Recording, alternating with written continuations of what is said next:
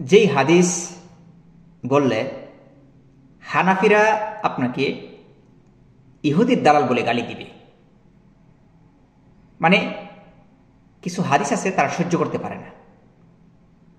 যেমনভাবে হাসিনা কোনো নামাজি লোকের নাম শুনলে তার শরীরের মধ্যে আগুন ধরে যায়, সে সহ্য করতে পারে না হাসিনা। কারণ যে আমার কাছে সেই একটা বই লিখেছেন মতিউর রহমান রেন্টু, মুক্তিযোদ্ধা, এই কিতাবের মধ্যে কিন্তু তিনি উল্লেখ করেছেন। ঠিক তদ্রূপভাবে হানাফিরাও কিছু হাদিস আছে শুনলে তাদের শরীরের মধ্যে আগুন ধরে যায়।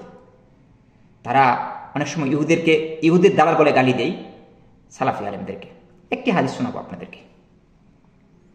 হাদিসটি হলো ইবনে মাজার মধ্যে হাদিসটি বর্ণনা করেছেন।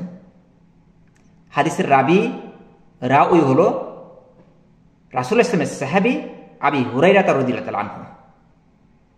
তিনি বলেছেন, রাসূলুল্লাহ সাল্লাল্লাহু আলাইহি ওয়াসাল্লাম বলেছেন যে লা তুজাওয়িজুল মারআতু আল মারআতা ওয়ালা তুজাওয়িজু নাফসাহা ফা ইন্না জানিয়াতা হিয়াল্লাতি তুজাওয়িজু নাফসাহা।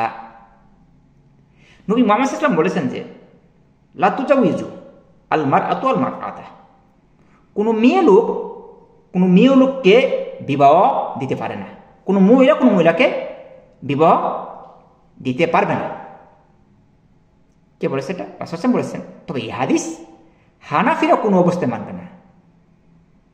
তারপর বলেন যে কোনো মেয়ে নিজের বিবাহ নিজে করবে না, ওয়ালা তুজাওয়িজু নাফসাহা, তার নিজের বিবাহ নিজে করবে না।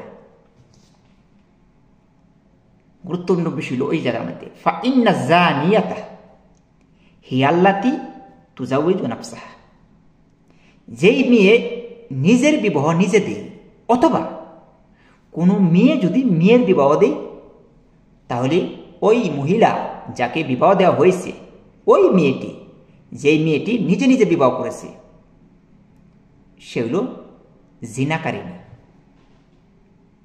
আচ্ছা, কেন এই কথা বলেছেন যে সে হইল জিনাকারিনী? কারণ হইল কোনো মহিলা যদি কোনো মহিলাকে বিবাহ দেয় বা উলির দায়িত্ব পালন করে, অথবা কোনো মহিলা বা কোনো মেয়ে যদি নিজের বিবাহ নিজে করে, ফালিয়ে যেমন বিয়ে করলো, ফালিয়ে বিয়ে করে, অথবা নিজের বিয়ে নিজে করে, সে ফালিয়ে যদি অনেক সময় ফালিয়ে বিবাহ নাও করতে পারে, বা নিজের বিবাহ নিজে করেছে কোনো মেয়ে, তাহলে তার বিবাহ বাতিল হয়ে যাবে।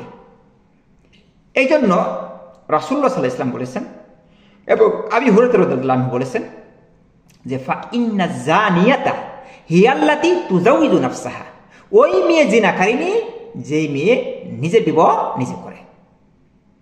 এটা হলো দালিল, কোনো মেয়ে যদি পালিয়ে বিবাহ করে, অথবা কোনো মেয়ে বাবার অনুমতি ছাড়া বিবাহ করে, সেই বিবাহ বাতিল। হানাফির এটা কখনো সহ্য করতে পারে না। হানাফিদের শরীরের মধ্যে চুলকানি উঠে যায়।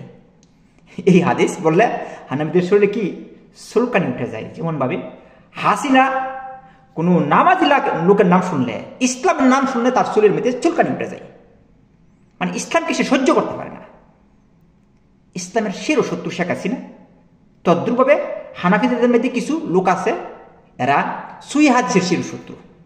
এই জন্য আমাদের এই বিষয়গুলো সতর্ক হতে হবে এবং জানতে হবে এবং এর উপর আমল করতে হবে। আল্লাহু আ'লাম।